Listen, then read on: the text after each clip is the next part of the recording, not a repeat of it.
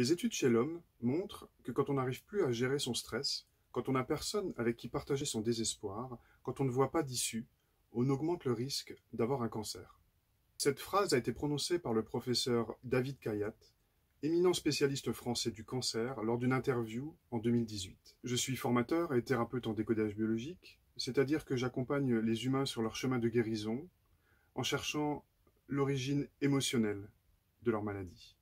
Quand j'ai entendu ces mots dans la bouche d'un représentant du corps médical conventionnel, classique, je me suis dit, quelque chose est en train de bouger. 2 ans après, apparaissait le Covid-19, accompagné de son traitement médiatique angoissant et d'un nouveau concept, la distanciation, qu'elle soit sociale ou physique, qui invite les gens à ne plus s'approcher. Dans ces circonstances particulières, alliant urgence et confusion, nous ne pouvons que constater que la dimension humaine, émotionnelle, la relation, l'accompagnement ont été complètement négligés, voire carrément ignorés. Dans cette vidéo, je voudrais prendre quelques minutes pour présenter en quoi la qualité relationnelle peut être un soutien de notre santé sous l'angle de vue du décodage biologique. Bien sûr, toutes les émotions ne sont pas responsables d'une maladie, sinon tout le monde serait malade en permanence et on aurait fait le lien depuis bien longtemps.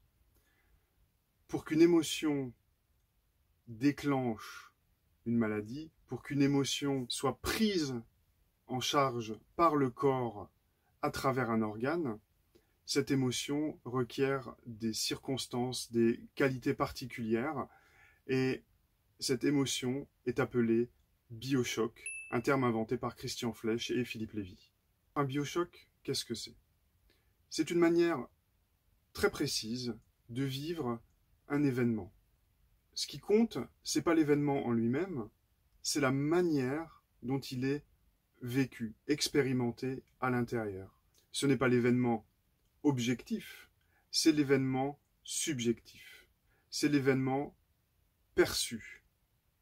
Et lorsque cet événement nous touche, lorsqu'il déclenche une émotion, alors il peut être un biochoc si 4 critères particuliers sont réunis. Le premier critère, évidemment le plus facile à comprendre, c'est l'intensité dramatique de l'événement, c'est-à-dire la charge émotionnelle qui nous traverse quand on est face à cette situation dramatique. Il est évident pour tout le monde, intuitivement, que plus une émotion est grande, plus elle remue le corps, plus elle a un impact à l'intérieur de nous. Le deuxième critère, c'est la soudaineté de l'événement.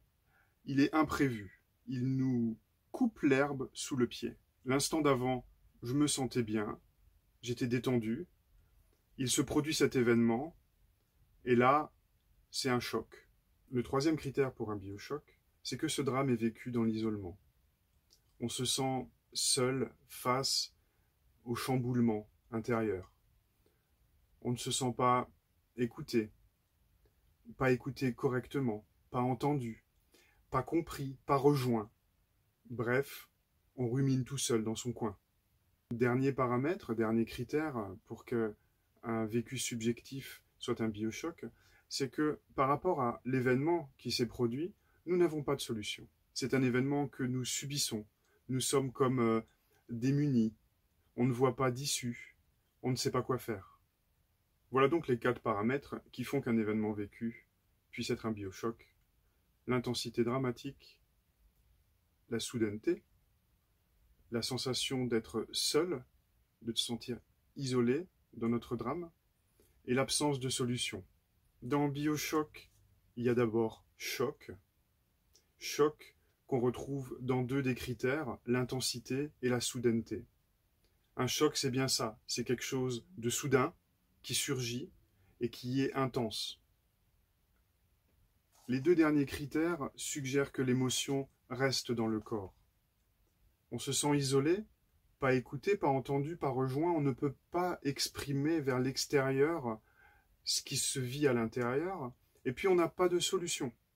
Donc on ne peut pas utiliser l'énergie de l'émotion pour rentrer en action, faire quelque chose qui puisse répondre au besoin qui n'est pas satisfait et qui génère cette émotion.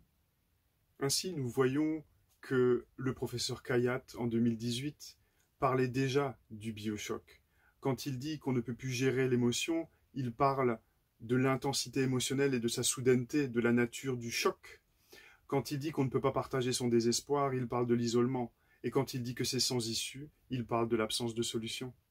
Au milieu du XXe siècle déjà, Carl Gustav Jung, un des pères fondateurs de la psychanalyse, disait « Ce qui ne s'exprime pas s'imprime ». On y retrouve la même idée. Ce qui ne peut pas sortir vers l'extérieur reste à l'intérieur et y trouve une place une fois qu'on sait ce qu'est un biochoc, qu'on sait comment ça fonctionne, qu'on connaît ces paramètres particuliers qui peuvent favoriser le déclenchement d'une maladie. Qu'est-ce qu'on peut faire? On ne peut certainement rien faire au niveau de la soudaineté. La vie est imprévue, les choses nous tombent dessus. Parfois, on voit les choses arriver de loin, mais parfois, c'est au coin de la rue que le drame se produit. L'absence de solution, c'est pas évident non plus. Nous ne sommes pas toujours en contrôle de ce qui se produit dans notre vie, nous ne sommes pas toujours capables de répondre à ce qui se passe. En ce qui concerne l'intensité, une hygiène émotionnelle peut se développer. On peut apprendre à vivre ses émotions. On peut apprendre à se laisser traverser par elles, à ne pas y résister. Avoir ce genre de pratique, c'est pouvoir absorber une plus grande quantité, une plus grande charge émotionnelle, sans que ça devienne un drame. Et dans cette vidéo, je voudrais surtout parler du critère numéro 3, le drame vécu dans l'isolement. Un drame vécu dans l'isolement, c'est un drame dont on ne peut pas parler parce qu'on n'a pas appris à dire son émotion, ou c'est un drame qu'on ne peut pas exprimer parce qu'il n'y a personne qui est là pour nous entendre, parce qu'on ne nous a pas appris comment écouter, parce qu'on nous a appris à consoler pour faire taire l'émotion, et non pas à accueillir et à amplifier afin de permettre que ça sorte, que ça s'évacue. Alors peut-être nous pouvons apprendre à sortir de l'isolement, à vivre nos émotions d'une autre manière, à les partager, à savoir s'exprimer, à vraiment exprimer ce qui nous traverse, et puis nous pour les autres, à écouter, à accueillir, à pas tout de suite se fermer dès qu'on nous envoie une émotion, à pas chercher tout de suite une solution extérieure, mais accueillir, recevoir, faire preuve d'empathie. Dans le cas d'une maladie déclarée, c'est exactement à ça que sert une thérapie émotionnelle, une thérapie en décodage biologique par exemple.